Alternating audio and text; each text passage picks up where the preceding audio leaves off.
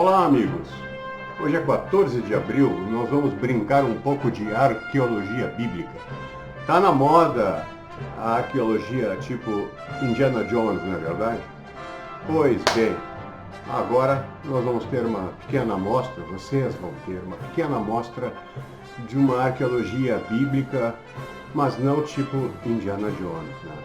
Eu não vou mais precisar desse chapéu. O meu tema vai ser Êxodos. Houve ou não houve êxodos? Houve ou não houve 430 anos de cativeiro de judeus no Egito? Esse é o tema de hoje. Vou mostrar para vocês que a arqueologia bíblica não é uma coisa, não é uma brincadeira. Ela tem antecedentes sérios e durante 4, 5 décadas a arqueologia bíblica dominou a própria arqueologia, especialmente no Oriente Médio. É isso aí, pessoal. Bom, amigos, então começamos. Este é William Foxwell Albright, o pai da arqueologia bíblica e do maximalismo bíblico. Nos anos 20, nos anos 30, até os 40, este homem ficou muito famoso. Ele deu início às escavações arqueológicas no Oriente Médio, em Israel, o que se tornou possível especialmente depois da Primeira Guerra Mundial. E o intuito dele era tentar provar que a Bíblia dizia a verdade, que a Bíblia, tudo que estava lá, poderia ser um dia desenterrado e a gente iria provar para todo mundo que a Bíblia estava certa. E assim ele fez. E descobriram muitas coisas. Nínive, por exemplo, uma cidade que a Bíblia citava e ninguém conhecia, até que as escavações revelaram a existência mesmo real de Nínive. Aí chegou os anos de Israel, com o Estado de Israel, em 48, aí a arqueologia, além de bíblica, ela ficou israelense. E aí, nesse caso, muito ideológica. É facilmente compreensível isso. Nos anos 50, nos anos 60, os cientistas israelenses, historiadores, arqueólogos, se mandaram a campo e começaram a descobrir muitas coisas. Aí eles estavam tentando provar que aquela terra, Ezrat, Israel, o meu chão é Israel, aquela Israel da terra prometida, que aquilo era território judeu e não era palestino. Portanto, havia um interesse nacional, um interesse ideológico que estimulava muito os arqueólogos e os historiadores a fazerem descobertas. E eles, de fato, fizeram algumas. E começaram a achar cada vez mais provas, inclusive da guerra de conquista de Canaã, e etc, etc. Até que chega os início dos anos 70, uma nova geração de cientistas, de historiadores e arqueólogos, com uma tecnologia muito mais moderna, começaram a perceber que não era bem assim. Muitos daqueles achados eram fakes, eram fajutos, eles não tinham mais o consenso dos historiadores. E a partir dos anos 80, dos anos 90, isso foi se consolidando, tanto que na virada do século mudou completamente o conceito de arqueologia bíblica. Então nós vamos ver aqui que os textos bíblicos não são história, são literatura de tradição. Assim diz o professor Thomas Hömer. Thomas Hömer ele é de Genebra, versado em aramaico, hebraico, grego, latim. Como ele é suíço, ele fala inglês, francês, alemão, italiano, como tem uma tremenda erudição, é um especialista em deuses, em Deus especificamente, e conhece os textos, todos os textos sagrados cristãos e também judeus, de trás para diante. Por que os textos bíblicos não são história? Porque eles não apresentam fontes diretas. São escritos tardios, refletem a ideologia dos seus redatores e autores, editores, como eu gosto de chamar. Eles não podem apresentar esses textos, não podem apresentar o nascimento de uma nação ou povo sem apresentar paralelos na iconografia, na arqueologia e na epigrafia. Sem a iconografia, que são os símbolos da sociedade, a arqueologia, que são as escavações para buscar os restos humanos, de habitação humana, e na epigrafia, isto é, a sociedade como ela se mostra através de escritos, de inscrições, de textos, de escultura em pedra, todas as maneiras que se tem de deixar algo por escrito, algo para que alguém possa ler. Mas como chama a atenção o professor Thomas Hammer, como literatura, os textos bíblicos podem captar ecos de um passado distante por força da tradição. Então a Bíblia é extremamente valiosa por causa desses ecos de um passado distante. Mais adiante nós vamos falar desses ecos. Nunca houve um cativeiro judeu de 430 anos no Egito. Nunca houve um êxodo, na verdade. Essa aqui é a terra do nunca, nunca isso, nunca aquilo. Se nunca houve um êxodo, então nunca houve uma guerra de conquista. Pelo menos como a Bíblia conta como foi. É sempre bom ressaltar como a Bíblia conta como foi. A arqueologia bíblica, então, não estou falando apenas de história e arqueologia, como ela conta, não pode ter acontecido. Aqui, para vocês poderem me acompanhar, eu tenho alguém fez esse gráfico aqui. Aqui temos um timeline muito importante da antiguidade. A era calcolítica, a era do cobre, seguida da era do bronze. Então nós temos um bronze inicial, um bronze intermediário e um bronze tardio, por volta de 1200 a.C., e o começo da era do ferro. Reparem as contribuições. Ebla, a civilização de Ebla é acadiana. As cartas de Mari, uma cidade às margens do Eufrates, uma cidade acadiana, que tem muita iconografia, muita pictografia, tem muito material, especialmente as cartas escrita cuneiforme e com a língua acadiana, a língua que era vigente, a língua franca da época. Amarna, Tel El Amarna, é o momento de Akenaton, né? 1300 e pouco, quando Akenaton funda a nova capital do Egito. Ele sai de Tebas e vai para Tel El Amarna. Lá aparece então as correspondências diplomáticas das cartas de Amarna, que são descobertas na década de 20, de 23 a 26, se não me engano.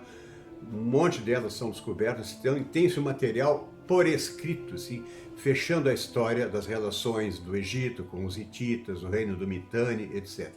O Ugarit é ali onde é a Síria hoje, a capital Ras-Shamra, foi descoberta também em 1923. O Ugarit tem uma contribuição importantíssima para nós, porque o último alfabeto, esse alfabeto que a gente usa é de Ugarit. E aqui, a aparição dos israelitas, reparem, um pouco antes desse ano 1000 aqui, então 1177, 1100, 1080, 1050, bem aqui onde está a flechinha, tá? Não há que falar então israelitas antes desse período aqui, vou deixar bem claro. Qualquer referência a esse povo desse lugar, então ele é cananita, ele não é israelita. Os israelitas, então, aqui não podemos ver, estão consolidados lá por volta de 1050.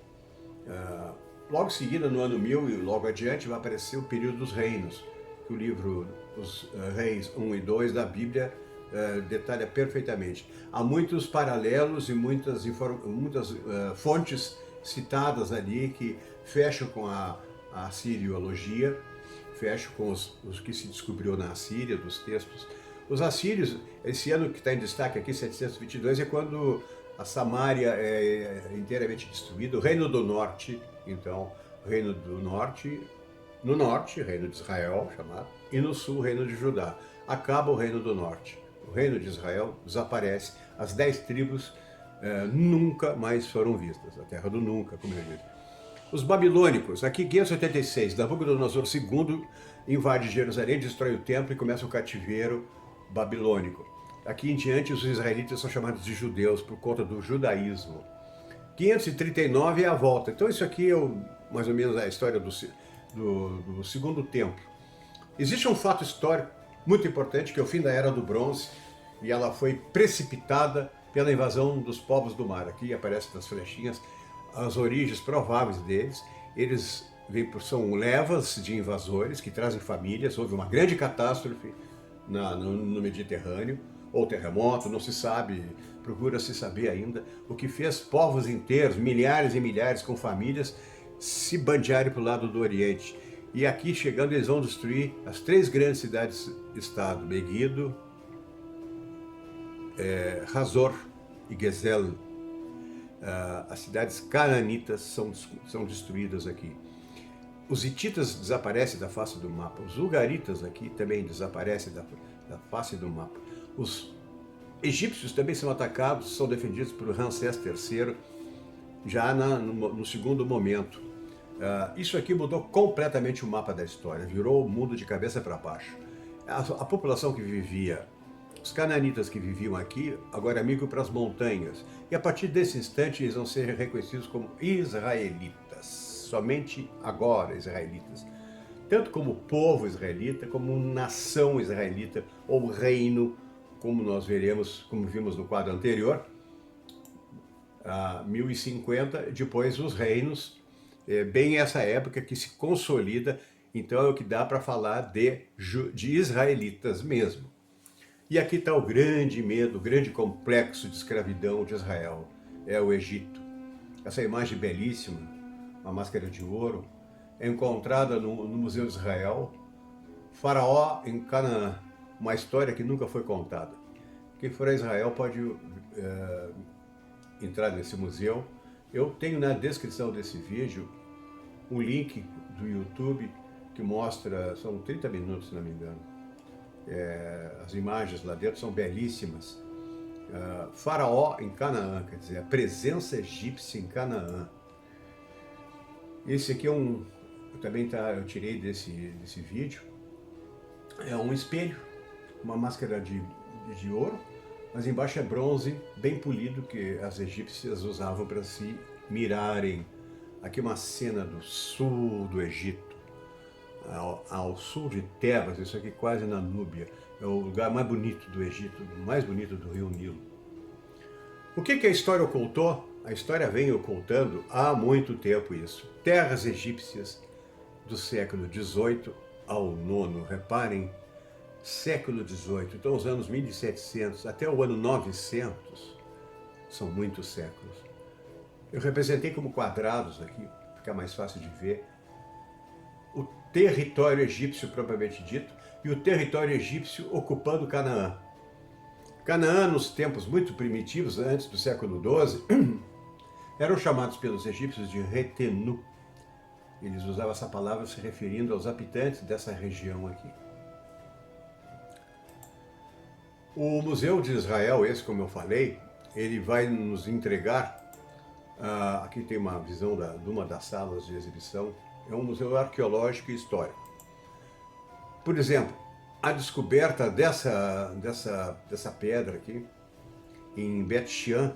Bet-Shean fica ao norte de Jerusalém, era o nome antigo nos tempos de Jesus, era Esquitópolis, uma das cidades da Decápolis, uma das 10 cidades gregas.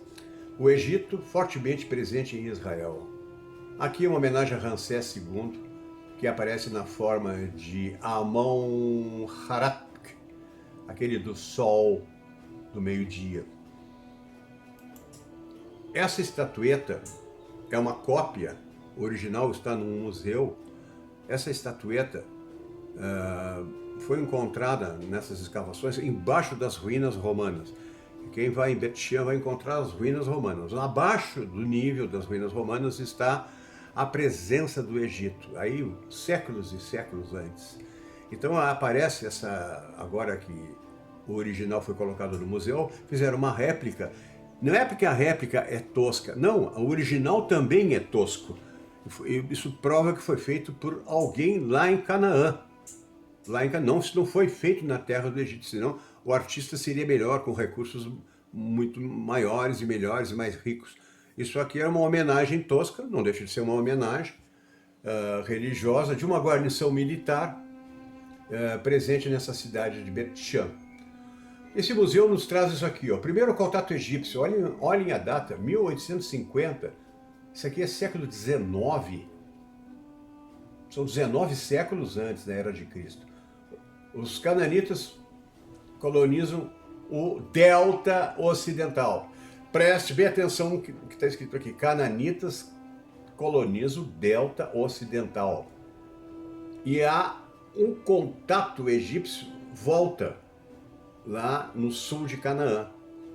Então, quando nós temos as imagens do Delta, do lado, assim, puxando mais para o lado da faixa de Gaza hoje, aquilo ali era uma colonização cananita que chega próximo. Claro que o delta é convidativo para qualquer povo.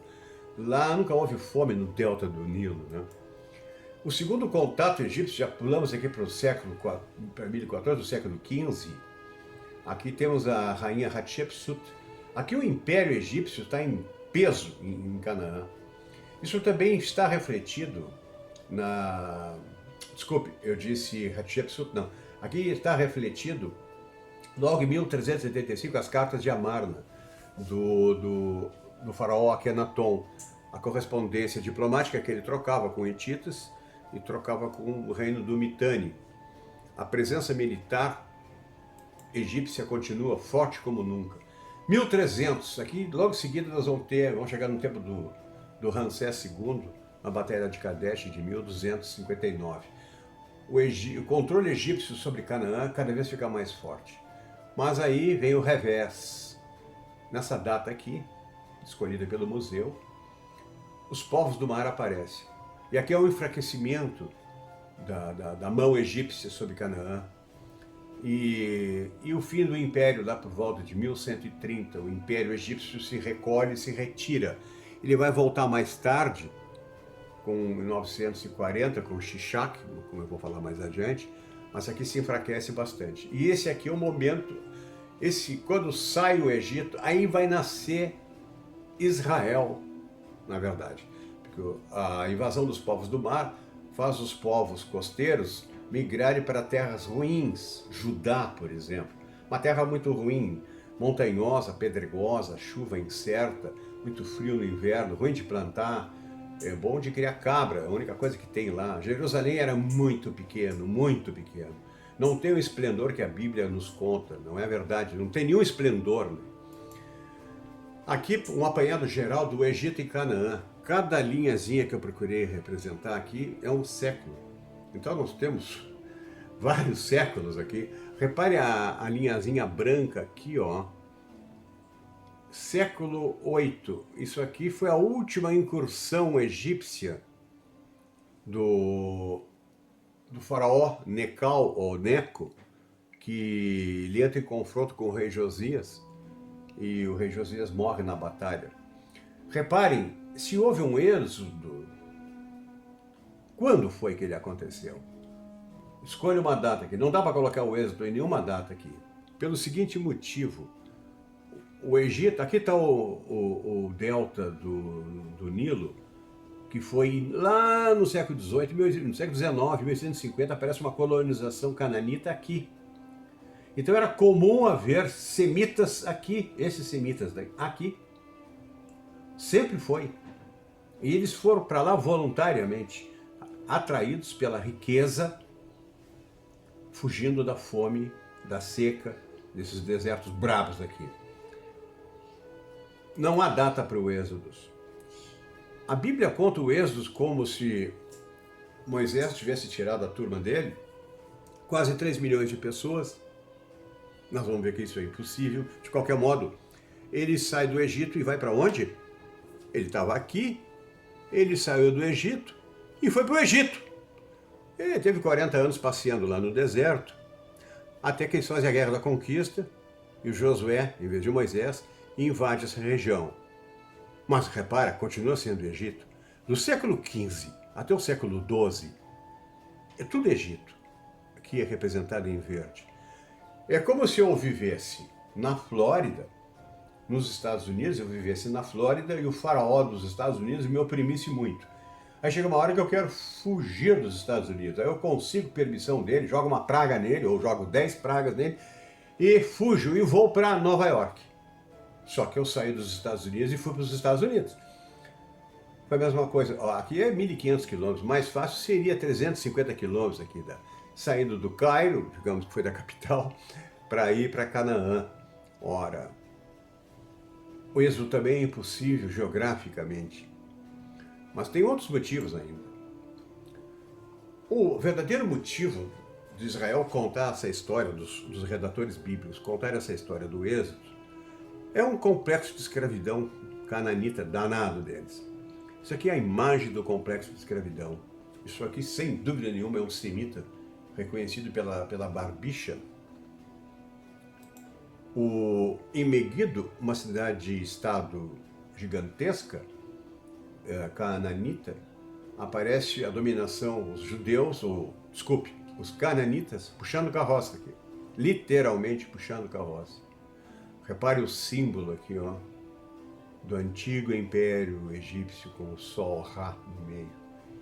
Isso aqui é uma escavação lá em Meguido que revelou isso. Isso é uma cena de servidão em Canaã. Os redatores bíblicos inverteram a história. Em vez de confessarem, se é que podiam, que ficaram 700, 800 anos sob dominação egípcia em casa, eles inventaram um cativeiro de 430 anos na casa do invasor, o que nunca aconteceu. Nunca aconteceu porque também os egípcios não notaram a menor falta deles. Quando a gente vai ler a Bíblia, a gente vai ver que os egípcios, um pouquinho antes de sair, aquele faraó que não conheceu José, um faraó que o redator bíblico, editor bíblico, não conseguiu dizer o nome, ele esqueceu do nome do faraó opressor. Isso não tem preço, ele conseguiu esquecer o nome do torturador dele. Pois bem, esse faraó que não conhecia José, ali no texto mostra que os judeus, os israelitas, na verdade, eles já eram em número maior do que os egípcios. Então, imagina só, eram até 2/3 pelos números estradulados que aparecem tanto no Êxodo quanto em Números. Então, imaginem o Brasil com 210 milhões de habitantes e 2/3 dessa população, certo?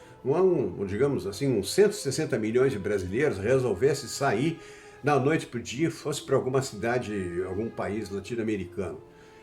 Não ia acontecer nada com os que ficaram, não ia acontecer nada com a economia do país. Afinal, a lenda não conta que eram escravos que trabalhavam para sustentar os faraós, etc, etc, etc, etc. De uma hora para outra, aquela mão de obra foi embora e não aconteceu nada com a economia do Egito. Quem disse isso é o professor Donald Redford, que está há 30 ou 40 anos vivendo no Egito, escavando lá. Mais tarde vocês vão ver o rosto dele. E por outro lado, os egípcios que eram obcecados em tudo retratar, tudo escrever, tudo registrar, não registraram a presença de Israel nunca, muito menos em 430 anos. Quando a gente lê a Bíblia, por outro lado, quando a gente lê a Bíblia, a gente vê citações do Egito, mas nada sobre pirâmide, esfinge, templos, deuses, nada. Eles tiveram 430 anos lá e não viram nada. Eles não escreveram. Há um ódio judeu contra egípcio. Sim, no livro As Antiguidades dos Judeus, de Flávio Joséfos, ele cita isso. Lá no ano 95, ano 100, quando ele escreve isso, que os judeus tinham um ódio dos egípcios.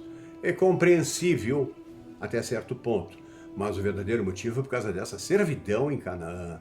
Mais tarde, porque nunca aconteceu 430 anos de sojourn, ou de estada em cativeiro de judeus no Egito.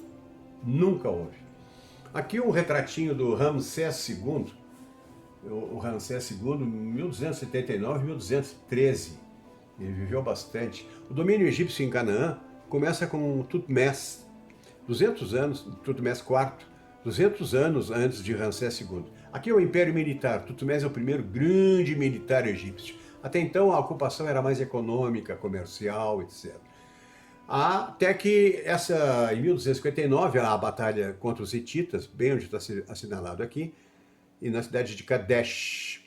E aqui essa guerra aqui, então, ela termina empatada, na verdade, mas Ramsés voltou para casa cantando marco e disse que tinha ganho, e o rei hitita voltou para a cidade dele, dizendo que ele ganhou a guerra. No fim, eles fizeram as pazes, toma minha irmã, come ela para mim, eu que eu como a tua irmã, e ficou nesse negócio assim de trocando esposa, e presente para cá, presente para lá, e ficou por isso mesmo. Os israelitas, adoradores do deus El, começam a existir apenas a partir do século XII, como eu disse, depois da invasão dos povos do mar. Se vocês estão agora cronologicamente bem situados, vocês sabem do que eu estou falando. Aqui uma safadeza minha. Ramsés II. Uns anos atrás, os ingleses pediram emprestado a múmia do Ramsés II. Os egípcios, desconfiados que os ingleses são ladrões de preciosidades arqueológicas, fizeram um documento, criaram um passaporte para o Ramsés, está aqui, ó, uma reprodução desse passaporte. E aí foi o Ramsés, ficou em exposição no Museu Britânico por um tempo. Depois os ingleses devolveram o Ramsés. Hoje ele mudou de residência, ele está no recém-inaugurado Museu do Cairo. Pois bem, ele nasceu em 1303, repare. Tem até a data de nascimento dele, ele tem RG, CEP, CPF. E o coitado Moisés? Bom, o único Moisés que a gente conhece é esse aqui, um tal de Charlton Heston, que não lutou na Batalha de Kadesh, ele lutou ele teve presente como cabo de comunicações do exército americano em 1944, na Segunda Guerra Mundial. É isso que sabe de Moisés. Moisés nunca existiu. Esse é um consenso de historiadores e arqueólogos modernos. Não há existência física, não há traço de Moisés em parte alguma. Aqui o Meremptah. Meremptah, eu tive no Museu do Cairo, eu vi essa estela dele. Lá embaixo aparece aqui uma citação da palavra Israel. O Meremptah foi o 13º filho de Ramsés II. Repare que está se aproximando, está terminando o século aqui, ó, 1213, 1203. Logo vamos virar para o 1100 e pouco, e aí vai surgir os israelitas. Mas essa estela comemorativa da vitória do Meremptah, o Meremptah era muito mentiroso também, ele diz que conquistou um monte de coisas. Então ele fala de Israel, mas não como uma nação ou como um povo, mas como um grupamento humano. A palavra Israel que ele usa nos caracteres em hieróglifos faz referência a um grupamento humano, não um povo ou uma nação. Mas é a única citação da palavra Israel por algum egípcio. Em 6.000 anos de história não tem Israel, não existe para o Egito. Aqui a estátua dele, aqui o sarcófago onde ele foi encontrado. O mapa do Império Egípcio, novamente, de 1503 até 1177. Essa data 1177 eu tiro de um professor americano que sabe tudo sobre povos do mar. É de se notar que Israel, entre aspas, como nação, começa apenas a partir dessa última data. A estela da vitória de Merneptah, 1207, filho de Ramsés, cita Israel como adorador de El. Aqui em detalhe aquilo que eu disse embaixo, nós temos aqui, dá para ler, quem sabe ler esses hieróglifos aqui, sabe o que é que eu estou falando. Então, novamente a presença do Egito em todo Canaã. Aqui a rainha Hatshepsut, quando a gente está em meados do século XV, nós temos que pensar então nos anos 1400, nós temos que pensar na Hatshepsut, o Egito e Retenu completo aqui. Repare que tem o reino do Mitanni aparecendo e o reino hitita. No século XV, uma nova imagem aqui aparece um pouco já o Império Babilônico, já um pouco decadente, o Império número Babilônia I, né? O Império Babilônico, aquele de Hammurabi, que é do século XVII, já decadente, mas começa a aparecer muito fortemente a ascensão da Assíria. Já não existe mais a Acádia, capital em Assur, no sul, e Nínive no norte. Isso aqui vai vir para cima dos judeus mais tarde. Aqui temos o Mitanni e os hititas, mas aí estamos no século XV ainda, né? A ocupação egípcia de Canaã, então, século aqui, 1400, 1347. Esse mapa aqui é muito interessante, 1259, que assinala a vitória de Ramsés, a vitória não, o empate de Ramsés na Batalha de Kadesh. Aqui em 925, vou chamar a atenção então logo a seguir, do faraó que a Bíblia cita, ou pelo nome Shishak. Hoje se sabe que é Sheshonq, mas se trata da mesma pessoa. E aqui a última incursão militar egípcia, já em pleno século VII. Novamente um mapa aqui não tem tanta importância para nós. O século XIII, 1259, essa aqui é a imagem principal para a gente ter uma ideia central, porque as coisas vão mudar a partir de então. A Batalha de Kadesh, nas margens do rio Orontes, né? e que terminou empatada. Novamente a mesma imagem.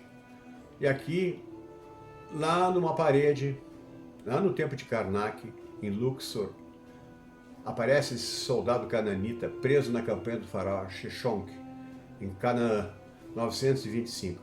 Dá para dizer Israel até, 925. Embora haja uma safadeza do filho de Salomão nessa história toda. Mais tarde eu explico. O Shishak, ou Sheshonq, ele atacou Salomão em Jerusalém em 947. Reparem, da lista, lá nessas paredes lá do templo, um templo consagrado a Amon, na parede, numa das fachadas, está a lista em hieróglifo das cidades que o Sheshonq conquistou. Ele deu uma chegadinha em Jerusalém. Jerusalém não tinha nada de importante para um faraó perder tempo lá. Jerusalém não tinha templo nenhum, não tinha dinheiro nenhum, não tinha ouro, não tinha nada, não tem comida, não tem água. É uma droga para viver em Jerusalém naquele tempo. Quem vai fazer uma campanha militar não vai subir montanha atrás do quê? Vai pegar cabra, né? Não tem nada para pegar lá. Jerusalém não é essa bola toda que vocês imaginam. Jerusalém não passava de 4 hectares. Ela só vai ficar grande depois, quando os 722, os assírios destroem o reino do norte, debandam com as 10 tribos e a população refugiada migra para o sul. Aí que Jerusalém vai crescer, ela vai inchar e vai ficar uma cidade grande. Daí em diante ela não parou mais de crescer, na verdade. Embora tenha sido destruída em 586. Esse faraó aqui, na verdade, ele atacou Salomão, filho de Davi, no apogeu do reino dos reinos. Mas a Bíblia conta de maneira diferente. Que saiu um dinheirinho, que botaram um dinheirinho para ele e ele deixou de atacar. Essa história os historiadores hoje não aceitam de jeito nenhum. O fato é que o Shishak Sheshonq teve lá, sim. Ele era negro, ele era líbio. Naquele tempo, o Egito andava muito desorganizado, sofrendo ataque dos líbios pelo lado oeste. Aqui nós temos um mapa do último faraó egípcio que assombrou o reino de Judá, no caso. Trata-se do Neco, ou Necal II. Ele entrou em combate com o próprio rei Josias e o rei Josias morreu. Mais tarde ele é derrotado pelos exércitos de Nabucodonosor. Estamos aqui então no finzinho do século VII. Então dá para ver que os judeus sofrem uma opressão desde o seu tempo de israelita, e a coisa vai indo até o último instante dos reinos, com eles cercados de inimigos por todos os lados. Esse é o professor Israel Finkelstein. Graças ao trabalho dele, junto com o Neil Zimmerman, historiador americano, judeu também, eles fizeram um belo trabalho hoje lideram uma corrente que engrossa cada vez mais de arqueólogos e historiadores que não acreditam na Bíblia como ela está escrita, nas coisas que aconteceram, não como a Bíblia diz. Esse é o rabino David Sperling, americano. Ele diz assim, os 430 anos de servidão dos israelitas aos egípcios equivale bem aos 5 séculos de dominação egípcia em Canaã. Não houve escravidão no Egito. Não houve mesmo. Nunca houve escravidão no Egito de povos. Havia escravos de guerra, mas não escravizar povos. O professor Zev Herzog ajudou a desconstruir os mitos dos primeiros arqueólogos no Oba-Oba da arqueologia sionista dos anos 50, 60. Os muros de Jericó não eram aqueles que os anjos derrubaram ao som de trombetas, né? Não foi nada disso. Ele desmancha todo esse mito. Em 98 isso, quer dizer, no finalzinho do século, o doutor, o médico Ashraf Ezat, tem uma ideia própria sobre êxodos, ele acredita que existiu, mas que esse êxodos direcionou os judeus para a Arábia Saudita ou Iêmen. Ele puxa para esse lado aí. Ele está meio sozinho nessa parada. Esse é o grande Donald Redford, professor canadense, sabe tudo de Egito, está há 30 ou mais anos, mora no Egito, fazendo escavações em Mendes, Tanis, Sais e Avares, a região capital dos Ixos. Aqui uma fotografia de David Roberts, fotografia não, um quadro de David Roberts, 1929, para retratar o Êxodo. Imagina o império todo assim, e ali os judeus juntos saindo em procissão. E aqui está Moisés, o único que a gente conhece, que o da vida real não tem vida real, com o patrocínio da Metro-Goldwyn-Mayer. Aqui Ramsés 324, eu chutei esse número 324, porque eu perdi a conta quantos Ramsés levaria até chegar o nosso Will Brenner aqui, no papel de Ramsés II, que nem a Bíblia ousou dizer que o faraó era Ramsés II. Uma concepção artística da opressão aqui, muito bonito esse quadro. Aqui ficou fora uma esfinge egípcia em Hazor, que eu deixei escapar na sequência, quando eu falei das cidades-estados. Isso aqui é muito, muito antigo. E aqui, por último, entre o meu filho e eu, está o Jacob, o meu guia lá no Egito, teólogo, mestrado em História, ele é cristão copta. Ele sempre dizia e disse para mim particularmente, egípcios nunca escravizaram ninguém. Então, com esse recado aqui,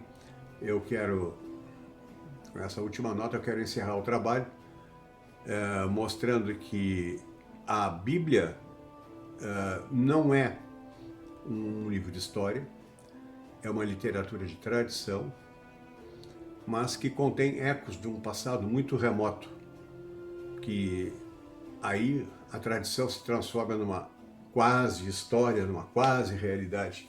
Não dá para viver sem a tradição. E é disso que nós vivemos. E aí, pessoal, vocês gostaram? Repare que eu não falo em fé, eu não falo em crença, eu não tenho nenhum tema religioso para tratar. Eu tenho, sim, um assunto de arqueologia e de história, ao qual eu me dedico há mais de 40 anos. Aqui está uma pequena amostra de como as coisas podem ser vistas de outra maneira. A Bíblia, como eu disse lá no início da exposição, é um livro ou um conjunto de livros de tradição. É uma literatura de tradição. Temos que levar em conta isso, não podemos nunca esquecer isso. Por isso que eu leio a Bíblia todos os dias. Muito obrigado por hoje.